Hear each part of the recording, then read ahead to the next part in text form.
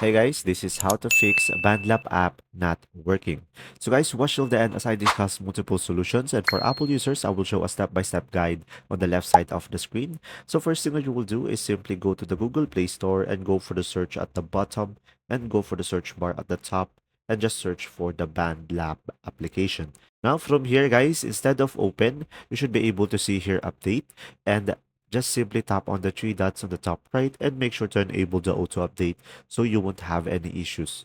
So another option that you have is just simply go to the settings into your device, and after that just simply scroll down and go for the apps.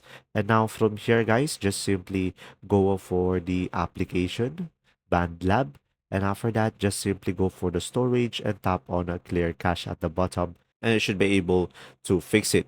Now if you still encounter some issue, just simply go back over here and just simply tap on clear data and tap on OK.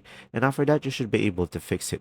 Now, the last option that you have is just simply go to the application and hold it and just simply tap on uninstall, tap on OK, and just simply go back to the Google Play Store and just simply install the BandLab Music Making Studio again. And from there, you should be able to fix it. There you go. If you still have issues with the app, just simply comment down below and feel free to leave. And thanks for watching. See ya.